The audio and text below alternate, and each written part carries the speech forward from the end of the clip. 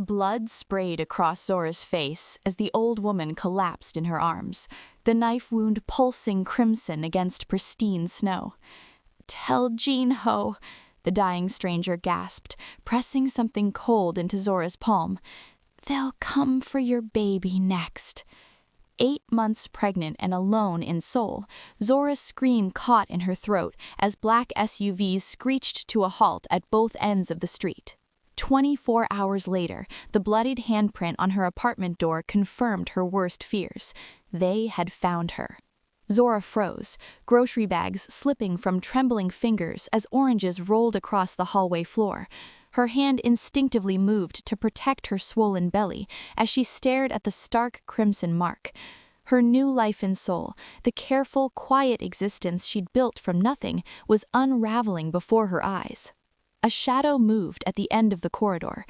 "I know you're there," she called, voice steadier than her heartbeat. "Whatever you want, I'm not afraid of you." A lie. She was terrified. The figure stepped forward, tall, broad-shouldered, dressed in black. His face was a masterpiece of controlled fury, sharp cheekbones catching the harsh light. Their eyes locked, and Zora felt a chill that had nothing to do with the February cold. "You were the last person to speak to my mother. What did she tell you?" Hello, family. Welcome back to Heart of Seoul. Before we continue, I would like to know where you are watching from. Drop it in the comments, and also subscribe to this channel. Your support means a lot to us. Now, let's go back to the story. Because in that frozen moment, as Zora Parker stared into the eyes of the most dangerous man in Korea, she realized she had only 2 choices: tell this stranger the truth and risk everything, or lie to the son of the woman whose blood was now staining her doorway. And her baby kicked, as if warning her that either choice could be her last. "Come inside," Jinho Park said, not a request, but a command. His obsidian eyes never left Zora's as he stepped past her into her modest apartment. Zora hesitated at her own threshold, hand protectively curved around her belly. 6 months in Seoul, and she'd finally created a sanctuary, a small apartment filled with secondhand furniture, walls adorned with her own photographs of Korean landscapes, a refuge now violated by this dangerous stranger's presence. "I have nothing to tell you," she said, gathering the oranges that had rolled across the floor. "Your mother collapsed. I called an ambulance, that's all." Jinho turned, apartment lights casting sharp shadows across his face. Yet her last words were to you, not to me. Something flickered behind his composure, a raw wound quickly concealed. "You're American," his gaze traveled to her belly. "Alone." The unspoken question hung between them. Why are you here? Memories flooded back. Washington, D.C., her prestigious photojournalism position, falling for David Kang, the charismatic Korean-American diplomat, the pregnancy announcement, his sudden coldness, the disappearance, the emptied bank accounts, the discovery that David Kang didn't exist, at least not as the man she thought she knew. "I came to find someone," she admitted, setting down her grocery bags. "It doesn't matter anymore." A sleek black car pulled up outside her window. Jinho glanced toward it, then back at her. "My mother was stabbed in an area where she never goes. She had no reason to be there, except to find you." The revelation struck her like physical pain. "That's impossible. I never met her before yesterday." "Yet she died with your name on a piece of paper in her pocket, Zora Parker." A sharp knock at the door made them both turn. A woman entered, petite, immaculately dressed in a charcoal suit, her bob cut severe against sharp cheekbones. She carried herself with the efficient grace of someone who solved problems before they became problems. "Minna," Jinho acknowledged. "The police will be here within the hour," Minna said, her English perfect but clipped. "They're looking for foreigners in this neighborhood, particularly American women matching her description." "Why would the police?" Zora began. "Because," Jinho interrupted, "because someone wants them to believe you killed my mother."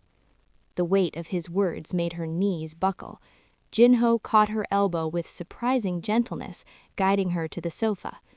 "We need to leave," Minna insisted. "Now." Jinho's eyes never left Zora's face. "What did my mother give you?" Zora's fingers moved to her pocket, where the small jade figurine the old woman had pressed into her palm remained hidden. The tiny tiger felt suddenly heavy as lead. "Nothing," she lied, unsure why she did so. Survival instinct, perhaps. "She just asked you to tell you something." "And what was that?" His voice softened dangerously. She swallowed. "She said to forgive." Jinho's expression hardened into something terrible and beautiful, like a glacier catching sunlight. "Then she didn't know you at all, because I never forgive." Outside, sirens wailed in the distance, growing closer. "Decide now," he said, extending his hand. "Come with me and live, or face what's coming." Zora looked at his outstretched hand, then to the door where police would soon arrive, then down to her unborn child, the innocent caught in whatever dangerous game was unfolding. 5 minutes later, Zora found herself in the back of a sleek, bulletproof Maybach, her hastily packed suitcase in the trunk, her apartment, her safety, her independence, receding in the rearview mirror. Seoul's nightscape blurred outside the tinted windows as they weaved through traffic with practiced precision. "Where are we going?" she asked, trying to keep her voice steady as the baby shifted restlessly inside. Jinho sat opposite, his attention divided between her and the tablet Minha had handed him. On the screen, security footage played. Zora's apartment building, different angles, different timestamps. Then she saw it, a figure in dark clothes entering her building around dawn, wearing surgical gloves. "Is that the person framing you?" "Yes." Jinho's jaw tightened. "They planted evidence in your apartment, hair samples, a bloodied knife matching my mother's wounds." The car swung onto an expressway, accelerating away from the city center. Ahead of them, another black sedan moved in perfect synchronization, an escort vehicle, Zora realized. Protection, or perhaps to ensure she couldn't escape. "I don't understand," she whispered. "Why me? Why your mother?" Jinho's eyes met hers. "My family controls interests worth billions: shipping, real estate, technology. When my father died 5 years ago, rivals expected us to fracture. Something dark and satisfied crossed his expression. They were disappointed." Minha handed him a small box. Inside was a syringe. Zora recoiled against the leather seat. "What is that?" "A precaution," Jinho said. "If you're captured, this will induce temporary unconsciousness. Better than letting them interrogate you." "Captured by whom?" "The police are the least of your concerns." The car phone rang, and Jinho answered in rapid Korean, his expression darkening with each exchange. When he hung up, Minha asked, "The Lee faction?" "Yes, they've moved faster than expected." Zora felt cold dread spreading through her chest. "I need to let me go. I know nothing about your world, your enemies. I'm just—" "You're carrying my brother's child," Jinho said. The world stopped spinning. "What?" The word left her lips as barely a whisper. "David Kang. His real name is David Park, my half-brother." Images flashed through her mind. David's smile, his passionate speeches about international diplomacy, the intensity in his eyes when he'd placed his hand on her stomach after learning of the pregnancy. Then the coldness, the disappearance, the betrayal. "That's impossible," she said. "David was Korean American, a diplomat." "A cover, one of many. We have legitimate businesses worldwide, but David's specialty was establishing connections in places the family needed influence." "If what you're saying is true, why would he leave? Why empty our accounts and disappear?" Jinho's expression turned to granite. "Because he discovered someone in our organization wanted him dead, and, by extension," his eyes dropped to her belly, "his child. My mother was trying to warn you." The car swerved suddenly, tires screeching. Their driver cursed in Korean as a black SUV cut in front of them, blocking the road. Behind them, another vehicle boxed them in. "Down," Jinho commanded, lunging across the space to cover Zora as the first bullet shattered the window. Glass rained over them as Jinho's body pressed her into the seat. His arm curved protectively around her belly even as he reached inside his coat with his free hand. Minha had a gun drawn, barking orders into a phone. The driver was slumped forward. "Stay down," Jinho ordered, his breath warm against her ear. "Whatever happens, protect the baby." Then he was moving, positioning himself between her and the shattered window, returning fire with methodical precision. Each shot echoed in the confined space, deafening her. And then, silence. Jinho's estate rose from the mountainside like a modern fortress disguised as luxury, glass and stone overlooking the glittering expanse of Seoul below. As Zora stepped from the car, exhaustion threatened to buckle her knees. "The east wing will be yours," Jinho said, guiding her through a foyer where staff bowed respectfully. "No one enters without your permission." "Am I a guest or a prisoner?" Zora asked, one hand resting on her aching back. Something that might have been amusement flickered across his face. "That depends entirely on you." The suite was larger than her entire apartment, minimalist luxury in cream and pale blue, a nursery already prepared adjacent to the bedroom. The sight of the white crib with its delicate mobile brought tears to her eyes. "You planned for this," she whispered. "How long have you known about me?" Jinho's expression darkened. "My mother knew for months. I learned of your existence 3 days ago when she disappeared trying to find you."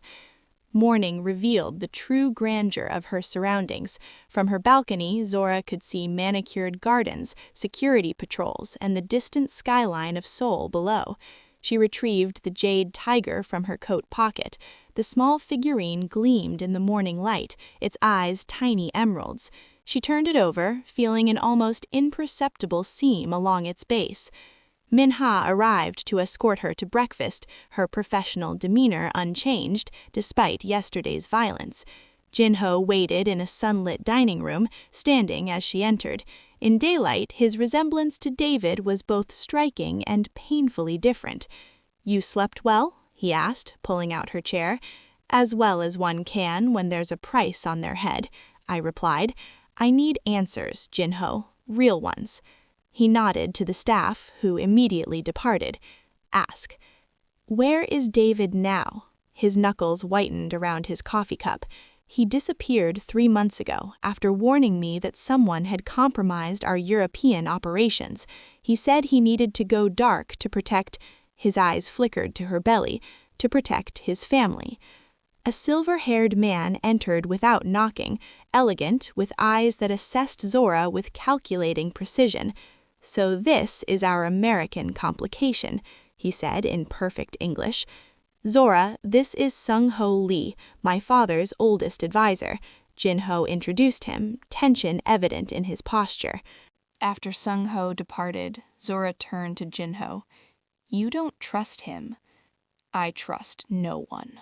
His eyes met hers. "Not completely."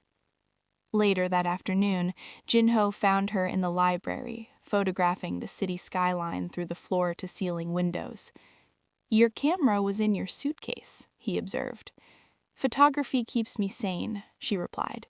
"I was building a portfolio of Seoul before—" Her hand moved unconsciously to her belly. Impulsively, Zora turned the camera toward him, capturing his profile against the window. The resulting image showed something she hadn't fully noticed before: vulnerability beneath the hardened exterior, a man carrying burdens few could comprehend. "The jade tiger," Zora said, suddenly, reaching into her pocket. "Your mother gave me this." Jinho's eyes widened as she placed the figurine in his palm. His fingers trembled slightly. "This was my grandfather's, a family heirloom. There's a seam along the bottom. I think it opens." His nimble fingers worked the base until it slid open, revealing a tiny microchip inside. "What is it?" she asked. "Evidence," he whispered, eyes meeting hers with new intensity. "My mother was gathering proof of the traitor's identity." A loud crash from the hallway interrupted them. Jinho moved instantly, positioning himself between Zora and the door, gun drawn. Mina burst in. "We're compromised. Security systems are down." Inside the panic room, monitors displayed security feeds from throughout the estate. Jinho's fingers flew across a keyboard, his expression hardening as he watched black-clad figures moving through the corridors. "Professional hit team," he muttered. "They knew exactly when our security protocols reset." Zora sank into a chair, hands protectively cradling her belly. "Someone inside betrayed you." "Yes." Jinho inserted the microchip into a computer. Files appeared on screen. Financial records, photographs, encrypted messages. His breath caught as he scrolled through them. "What is it?" she asked. "My mother was tracking money transfers between our family accounts and the Lee syndicate, transfers authorized by my father's most trusted advisor." "Sung-Ho Lee," Zora whispered. Jinho's expression transformed into something terrible. "He's been working for his own family all along. The same family name. I never questioned it." A security feed showed Sung-Ho walking calmly through the chaos, speaking into a phone as Jinho's men fell around him. "He killed your mother," Zora realized. "And he'll kill us next." Jinho pulled out his phone, then hesitated. "I can't call for backup. If Sung-Ho has been the traitor all these years, I don't know who else might be compromised." Their eyes met across the small room, mutual understanding forming between them. They were truly alone now. "What about David?" asked Zora suddenly. "Could he help us?"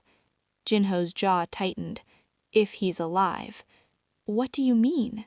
He turned the monitor toward her.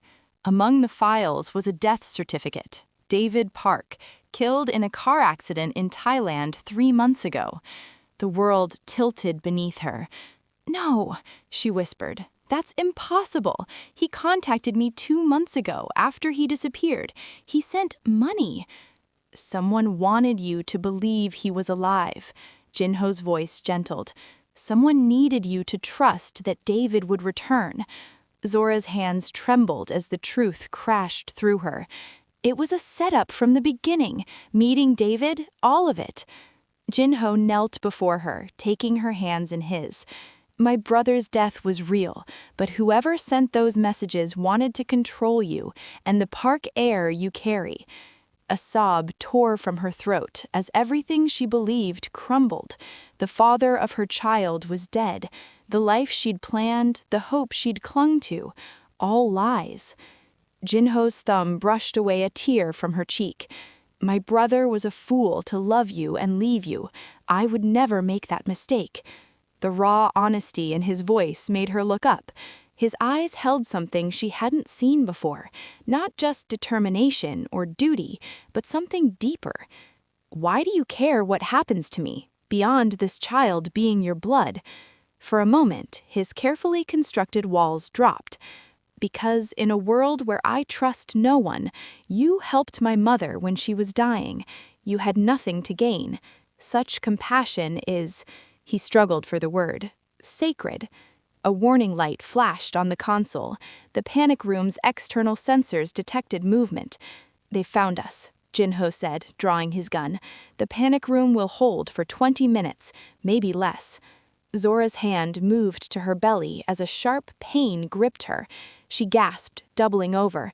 Jinho was beside her instantly. "What's wrong?" "The baby. I think I'm having contractions." Horror and determination warred on his face. "Now? You can't."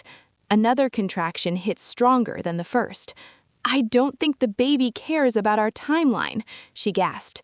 Jinho's composure cracked completely.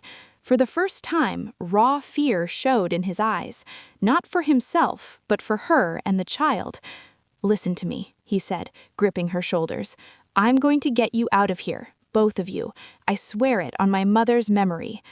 The tunnel stretched before them, dimly lit by emergency lights that cast eerie shadows on concrete walls. Jin-ho moved swiftly despite Zora's weight in his arms, his breathing steady even as another explosion rocked the compound above them. "Almost there," he murmured, his voice a warm anchor as pain rippled through her body. The contractions were coming faster now, too fast. Sweat beaded on Zora's forehead as she fought to remain silent.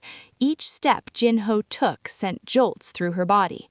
"Put me down," she gasped finally. "I need a minute." He lowered her gently against the wall, concern etched into the hard planes of his face. "The garage is less than 50 meters ahead. A car is waiting." "And then what?" she asked, gripping his hand as another contraction seized her. "Where can we possibly go that they won't find us?" Before he could answer, the lights flickered and died. Darkness enveloped them, complete and suffocating. "Jin-ho?"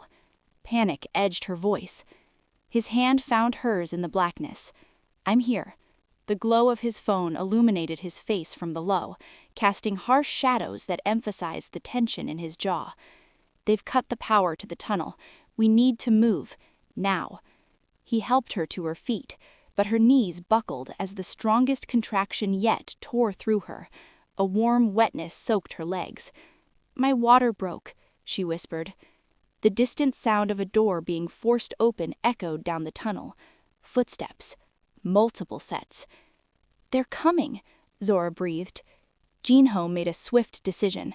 "There's a maintenance closet 20 meters ahead. I can hide you there while I draw them away." "No!" She clutched his arm. "Don't leave me."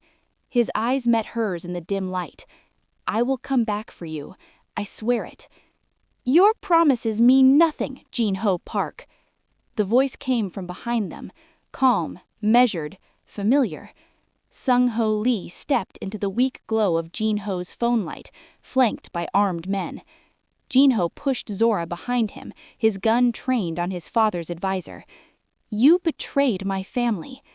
"I protected our true legacy." Sung-ho's smile was cold. "Your father was weak, sentimental. The Park Empire would have crumbled under his vision." "So you killed him too?" Jin-ho said, realization dawning in his voice. "His heart attack was convenient. Just as David's accident solved another problem." Zora felt ice spreading through her veins despite the fire of labor pains. "You killed David?" "After he served his purpose." Sung-ho stepped closer. "Seducing an American journalist was simple for him. Getting her pregnant, equally simple. Creating a child whose bloodline would unite our families through marriage was the plan all along." "Marriage?" Jin-ho's voice turned dangerous. "Your brother wasn't supposed to develop feelings," Sung-ho continued, eyes never leaving Zora. "When he discovered our plan, that his child would be raised as my granddaughter's husband to unite our families, he became difficult." Understanding crashed over Zora like a wave. "I was never anything but a vessel to you people. You should be honored. Your child will unite two dynasties." Jin-ho's gun remained steady. "You won't touch them." Sung-ho sighed. "Your mother made the same threat, before I put a knife in her heart." With a roar of pure rage, Jin-ho lunged forward. Gunshots exploded in the confined space, deafening in their intensity. Zora screamed as Jin-ho's body jerked, blood blooming across his white shirt. He fired twice before collapsing to his knees. Jin-ho turned to her, blood trickling from his lips. "Run," he gasped. Sung-ho approached calmly, kicking Jin-ho's gun away. Impressive, but futile. Another contraction seized Zora, more powerful than any before. She doubled over, crying out in pain. "Perfect timing," Sung-ho observed coldly. "Take her to the medical suite. The child must survive." Rough hands grabbed her arms. Through tears of pain, she saw Jin-ho struggling to rise, only to be struck down by the butt of a gun. Blood pooled beneath him as his eyes met hers one last time, filled with something that looked remarkably like love. Jin-ho! She screamed as they dragged her away. The gunshot's echo faded. Sung-ho's eyes widened in shock as he looked down at the crimson stains spreading across his chest. Behind him stood Min-ah, her gun still raised, expression coldly professional. Your loyalty was always questionable, Sung-ho gasped, collapsing to his knees. My loyalty was never to you. It was to Madam Park. Always. Jin-ho moved forward, his own wounds forgotten as he rushed to Zora's side. With gentle efficiency, he removed the restraints binding her to the bed. You're alive, she whispered, touching his face as if to confirm he wasn't a hallucination born of pain and desperation. Bulletproof vest, he winced. Cracked ribs, but nothing fatal. Another contraction seized her, more powerful than any before. She cried out, gripping his hand with crushing force. The baby's coming now, the doctor warned, keeping his distance from Jin-ho's men who now controlled the room. She needs immediate medical attention. Jin-ho's eyes never left Zora's. Can I trust you to deliver this child safely? He asked the doctor. The man nodded nervously. I'm an obstetrician. I was brought here specifically for the birth. Help her, Jin-ho commanded. Min-ah, secure the building. I want every one of Sung-ho's men identified and contained. As Min-ah departed, Jin-ho leaned closer to Zora, his voice for her alone. I'm staying right here. You're not doing this alone. Tears blurred her vision, not from pain this time, but from the profound relief of his presence. I thought I'd lost you. Never. His bloodied hand smoothed her hair back from her forehead. I made you a promise. The next hour passed in a blur of pain and determination. Jin-ho remained beside her, supporting her through each contraction, his strength becoming hers when her own flagged.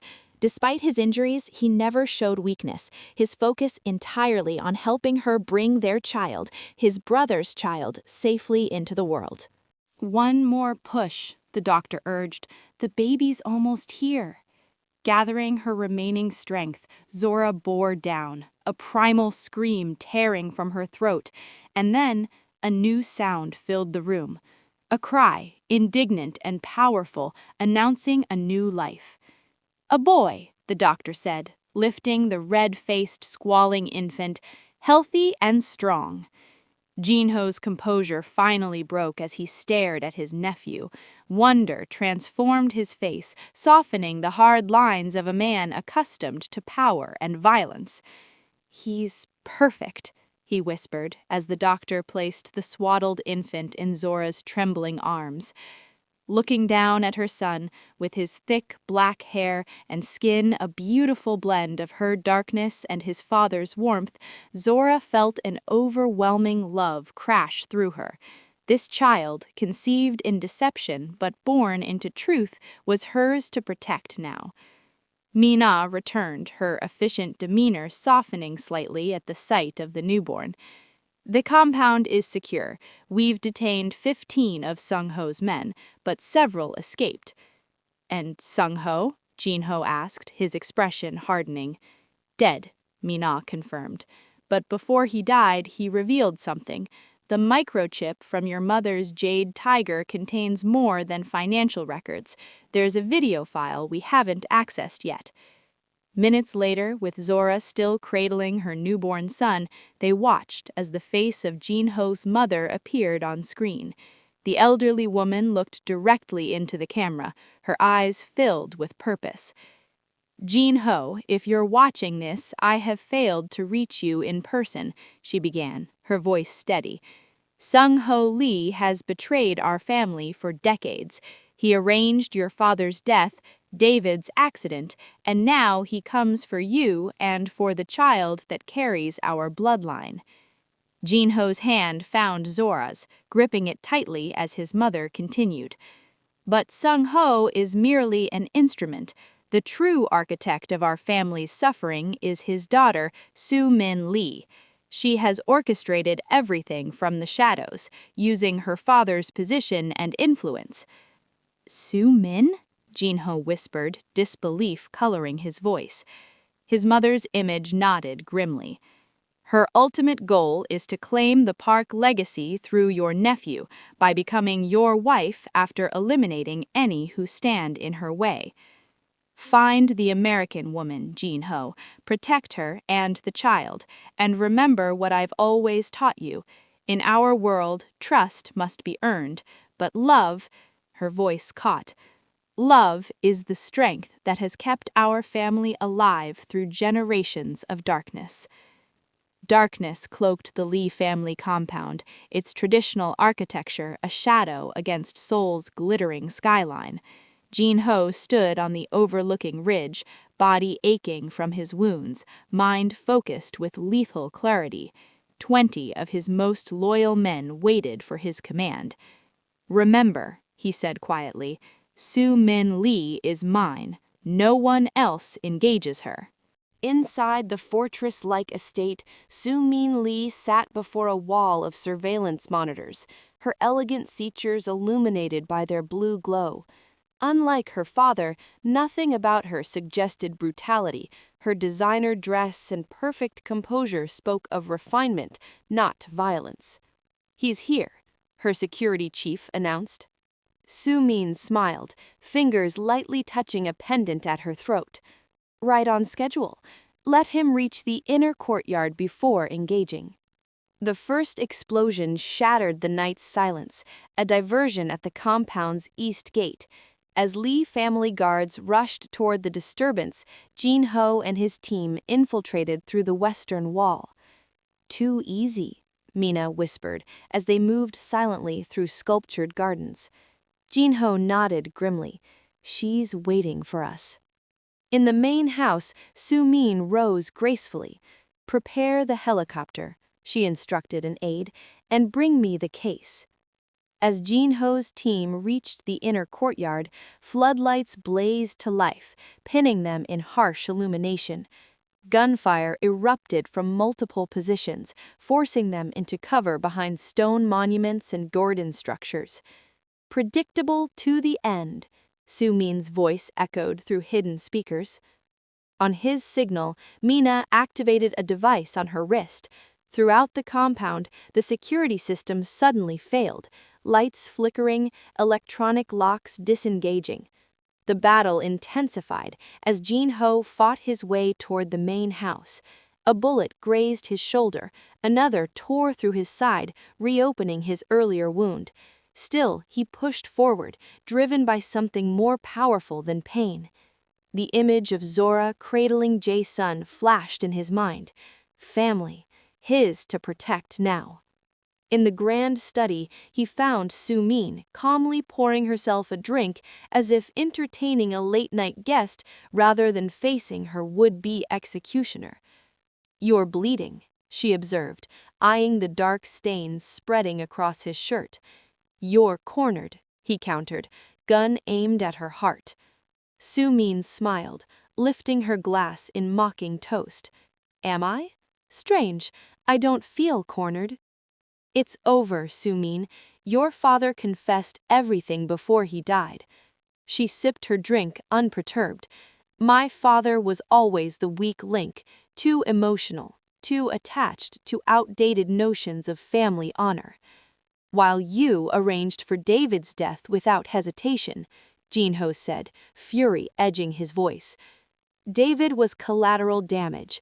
She set down her glass with delicate precision. "Though I admit he complicated things by falling in love with our carefully selected surrogate. He wasn't supposed to develop feelings for the American." Soo-min's hand moved to a metal case beside her. "David wasn't your brother," she said softly, opening it to reveal documents, photographs, DNA reports. "Your mother's affair with my father produced him. You share no blood with that child." Before he could react, she pressed a button on her desk. The floor beneath him jolted as a trapdoor opened. Jin-ho fired as he fell, his bullet shattering the glass in Soo-min's hand before darkness engulfed him. He landed hard on stone, the impact driving the air from his lungs. Above, the trapdoor sealed, plunging him into perfect blackness. The damp chill of underground tunnels surrounded him. Footsteps approached, unhurried, confident. A flashlight beam cut through the darkness, illuminating Su-min as she descended stone steps. "These tunnels were built during the Japanese occupation," she explained conversationally. "My grandfather sheltered resistance fighters here. Now they'll be your tomb." She raised a small pistol. "Unless you reconsider my original proposition, marriage, unification of our families." Jinho's mind raced through options. His injuries slowed him, but adrenaline sharpened his focus. One chance, one movement. "I've spent my life fighting to preserve my family's legacy," he said, buying seconds, "only to learn it was built on lies." "All legacies are." Su-min stepped closer. "The question is whether you're wise enough to build a new one with me." Jinho met her gaze steadily. "There's one thing my mother taught me that was never a lie." "And what's that?" Su-min asked, indulging him. "Always carry a backup." In one fluid motion, Jinho revealed the small blade concealed in his sleeve, his mother's favorite weapon. Before Su-min could fire, he sent it spinning through the air with precise force. The blade embedded itself in her wrist. The gun clattered to the stone floor as she screamed in pain and rage. Jinho moved with lethal grace. One strike to her throat silenced her. Another to her knee brought her down. His hand closed around the fallen weapon. "My family legacy isn't in blood," he said quietly as he pressed the gun to her temple. "It's in the choices we make." The gunshot echoed through the ancient tunnels, followed by silence.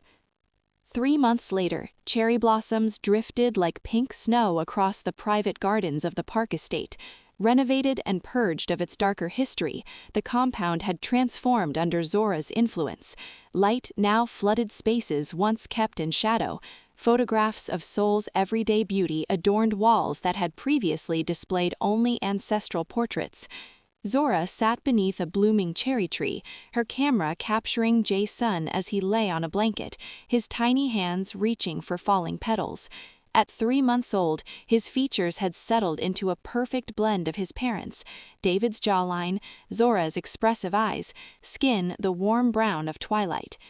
"He has your smile," Jinho said, approaching silently as was his habit. Though he no longer carried a visible weapon, some instincts remained unchanged.